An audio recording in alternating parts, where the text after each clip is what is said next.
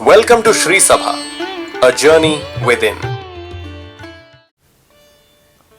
Sriharim Paramanandam Upadeshtaramishwaram Vyapakam Sarvalokanam Karanam Tam Namamyaham.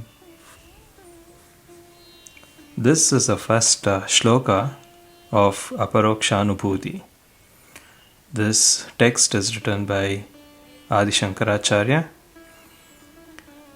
Let's analyze this first shloka and understand the meaning of this verse.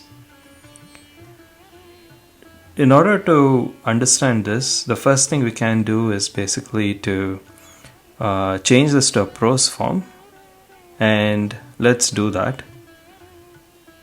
It says, Aham Sriharim Paramanandam Upadeshtaram Ishwaram Vyapakam Sarvalokanam Karanam Tam Namami. So it is basically saying that I bow down in reverence to Sri Hari and the other expressions that are put in there to say who is Sri Hari is Paramananda, Upadeshtara, Ishvara, Vyapakam, and Sarvalokanam Karanam. Let's try to analyze each one of these different words. First, let's go through Aham. Aham means I. Now, we need to go through and see what this I actually means. In this context, I refers to the limited body-mind complex. That is what we perceive as our ego sense. It's our everyday identity that we go with. This is the identity which undergoes suffering, strives for freedom, and is looking for peace outside. However, this aham must also be an adhikari. It must be a sadhana chatushtaya sampanna. We will go through what is exactly sadhana chatushtaya in a further podcast. But to outline, they are basically the fourfold qualities such as viveka, vairagya, samadhi, shat sampatti, and mumukshatvam. That is basically discrimination, dispassion, discipline, and the yearning for freedom. Here, the discipline Shama, Dhamma, Uparati, Titiksha, Shraddha, Samadhana. Now, these all constitute towards the sixfold mental discipline streams. A person needs to have these fourfold disciplines, that is the sadhana chatushtaya, in order to become an adhikari, in order to be eligible to study Aparokshanubhuti. Only to such a student this text makes sense, and the intention of the text will sit properly in the mind. To one who doesn't have the sadhana chatushtaya, the fourfold qualifications, this just becomes yet another text which does not give the desired result. Next, let us discuss what is Paramanandam. Paramanandam means supreme bliss.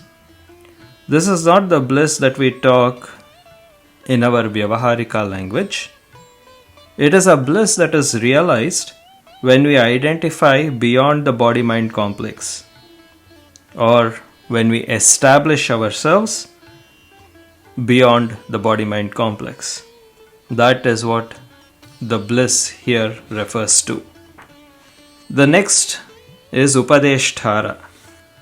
Upadeshtara means teacher.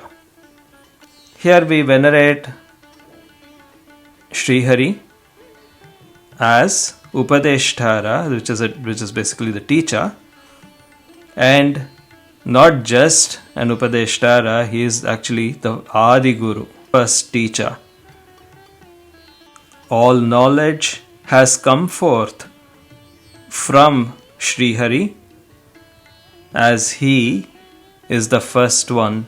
He is the personification of the consciousness from which knowledge has come forth. That effectively means that he is even beyond knowledge. The next word that we are going to analyze is Vyapaka. It means all pervading. Srihari pervades everything, including you and me. Since he pervades everything, he is an all-knower. The one who illumines the mind, having pervaded it, is Srihari. Everything being pervaded here means that there is no place without him. Srihari is Sarvalokanam Karanam, which means Srihari is the material and efficient cause of the universe. Now, to understand this, we need to consider the example of spider and its web. If you see how spiders produce their web, they have multiple silk glands in their abdomen, each producing different types of silk. They can customize the thickness based upon the intended use, etc. While the silk itself is basically protein-based material. And this whole universe is like that. You need to think of that example in order to understand that Srihari is both the personification of the consciousness and the material cause of the universe. Lastly, in this, let's analyze the word Srihari itself. Here, Sri represents all positive attributes, personified as Lakshmi. And Hari, its root is Har, which basically means to remove or to rob. What does it rob? It robs all the negative aspects, all the sins. One of the definitions of Hari is Harati Papani iti Harihi. The one who steals away all the sins is Hari, personified as Vishnu. Having the blessings of Ishvara is very important for us to understand this text. So let us pray to Sri Hari how Adi Shankara intended here in order to continue the text, and we will analyze the second verse from the next podcast. Om Tat Sat.